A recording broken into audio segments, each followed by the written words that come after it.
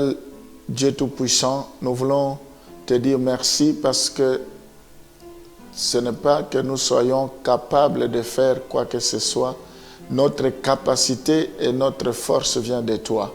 Nous te sommes infiniment reconnaissants pour cette journée que tu nous accordes gratuitement pour te servir, pour refléter ta gloire. Seigneur, nous voulons t'élever en toutes choses. Je te recommande cette matinée, que cela soit béni, que tout ce que nous allons entreprendre au cours de la journée puisse réussir, puisse aboutir. Nous comptons sur ta grâce. Je prie, Seigneur, pour te recommander cet enseignement que nous allons commencer tout à l'heure, que toi, tu puisses nous diriger, que tu attires nos regards vers toi. Nous voulons marcher selon ta parole. Nous voulons que tu puisses nous communiquer un rhéma pour que nous puissions nous appuyer sur cela, pour que notre vie puisse changer. La Bible dit, la lettre tue, mais l'esprit vivifie. Nous voulons vraiment, ton esprit qui sonde le cœur et les reins, puisse nous parler. Encore une fois, nous te rendons gloire pour ce moment. Nous voulons vraiment que tu nous parles. Au nom de Jésus, nous t'avons ainsi prié. Amen. Nous parlons de la foi en Dieu. Nous voulons voir les raisons pour lesquelles Abraham était un exemple de foi. Quelques raisons pour lesquelles Abraham était un exemple de foi. Nous allons voir dans Romains chapitre 4, le verset 13 et le verset 21. Nous pouvons aussi nous servir de ces exemples pour imiter Abraham. On est d'abord dans Romains chapitre 4, le verset 13, ensuite le verset 21. En effet, ce n'est pas par la loi que l'héritage du monde a été promis à Abraham ou à sa postérité, c'est par la foi et c'est par la justice de la foi.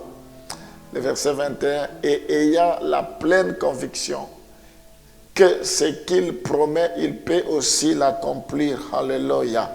Nous voyons dans ce passage, il avait la pleine conviction que ce qu'il promet, il peut aussi l'accomplir. La première raison qui montre qu'Abraham était un homme de foi, il a entendu la parole de Dieu. Abraham avait entendu la parole de Dieu. La Bible dit qu'il était transporté au dehors. On lui dit, lève tes yeux, regarde. Qu'est-ce que tu vois? Il dit, je vois les étoiles. Est-ce que tu peux les compter? Il dit, non, je ne peux pas les compter. Il a été amené au bord de la rivière, de la mer. On dit, regarde, qu'est-ce que tu vois, les sables de la mer, est-ce que tu peux compter? Il dit, non. Il dit, ta postérité sera comme les sables de la mer, sera comme les étoiles dans le ciel. Et il a entendu la parole depuis ce jour-là, ayant la pleine conviction que ce que Dieu, ce qu'il promet, il peut aussi l'accomplir. Si tu veux suivre le modèle d'Abraham, il faut que tu aies entendu la parole. Il faut que tu écoutes. Abraham, il a entendu. Parce que Dieu n'est pas un homme pour mentir, ni fils d'homme pour se repentir. Dieu peut nous parler au travers de sa parole. Dieu peut nous parler par prophétie. Les prophéties ne meurent jamais. Dieu peut nous parler par songe, par vision. Dieu peut nous parler d'une manière ou d'une autre.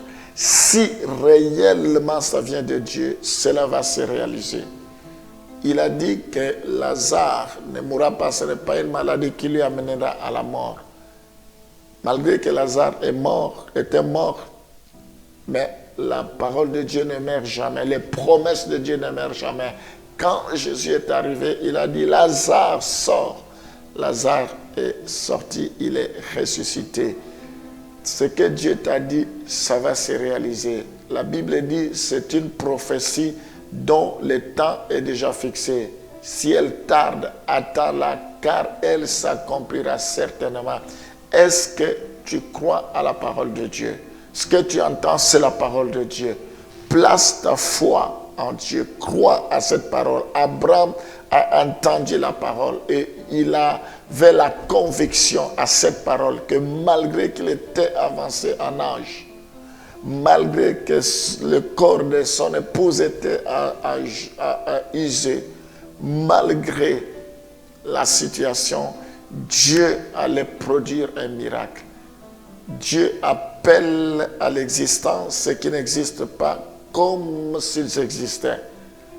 Dieu est capable de se servir des circonstances pour opérer un miracle. Il est le maître des temps et des circonstances. Rien ne pourra s'opposer à la parole de Dieu.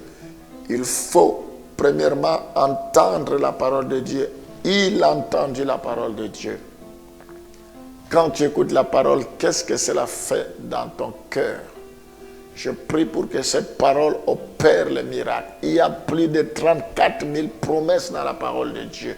Il y a une promesse pour chaque situation. Que le Saint-Esprit t'aide à découvrir la promesse de Dieu par rapport à ta situation. Accroche-toi, persévère. Tu verras la gloire de Dieu. La Bible dit, ne t'ai-je pas dit, si tu crois, tu verras la gloire de Dieu. Que la gloire de Dieu se déploie dans ta vie au nom de Jésus. Seigneur, nous voulons nous servir de ce que Abraham a accompli dans sa vie. La Bible dit, il a entendu la parole. Nous voulons être de ceux qui entendent la parole.